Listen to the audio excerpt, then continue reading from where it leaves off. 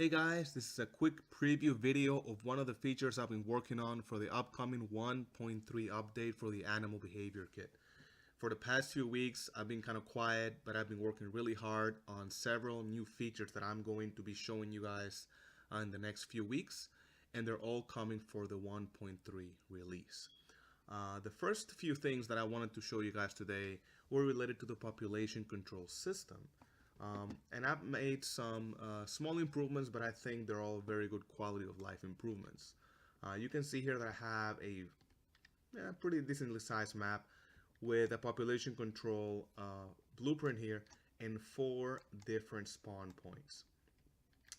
And the first thing I want to show you guys is that if you look at here at the options under my population control, there is a new section called player check details. If you expand here, it's pretty simple. It has the ability for you to actually do a player check and the check radius. You can see this right now is 4,000. So basically this adds the ability for the population control to only spawn new animals whenever the player is not around the spawn point, right? Somebody in the community made that comment the other day, and it made a lot of sense, right? You don't want your players to be walking around the world and all of a sudden 10 different deer just pop out of a random spot in the map. It obviously looks really bad. So the solution so far has been to hide the spawn points, maybe inside a cave or somewhere where the player wouldn't normally be. But still, you run the risk that if you're walking around and you're balancing your population, that couple of deer or whatever animals are gonna kind of spawn randomly in one of those spawn points. So what I've done instead is every time the population control needs to spawn, it'll actually do a sphere trace and look for the player. Basically, very similar to what the animals themselves do in the proximity system. So it's actually pretty much the same thing. I'm doing a sphere trace and I'm looking for the player. And if the player is found near the spawn point, the population control will pick a different spawn point to spawn the animals. And what that does is basically you will never now encounter the situation where you're walking around and you see a bunch of animals just spawn in place. So if I press play here, and by the way, I have a frequency of 5 seconds balance every turn, and you can see that I have 20 and 30 just for deer. If I click on play here and I expand, you'll see that now if I look around, I have the sphere trace on debug. You can see that it's doing a sphere trace and it did not find me, the player, so it went ahead and spawned on all 4 spawn points. And obviously right now for testing purposes, I have the radius of the check very small, 4,000. Right? In reality, you would have it something like 10,000 or 20,000, right? A massive ratio depending on the size of your level. But it's just, again, just to test that it works. So if I click play here, and I'm gonna be right now very close to the spawn point, notice that nothing spawned here, and we're inside of this trace, but every other spawn point got the deer, as you can see here. And yeah, relatively simple, but really effective, and I think a really good improvement. And notice also that the population control always tries to hit that minimum of 20. So I'm actually doing, it's a little bit more complex, but I'm actually picking a random spawn point every single time, and then I'm doing the trace, and if I find the player, I then pick another spawn point, skipping the spawn point until I find something that is suitable to spawn. It will try its best to spawn the bare minimum, but if for some reason your spawn points are very close, or your trace is huge and the player is near all of them, then it would just simply not spawn anything on that turn, right? Point is, relatively simple feature, but I think very useful. The other feature you probably saw is, again, another simple feature but really good, quality of life wise. You can see now that the animal spawners have a little box, and this is just like a trigger box of volume. And now the animals, instead of being spawned always on the exact same spot right here in the actor's location, which would be right here, they are spawned in a random location within this volume.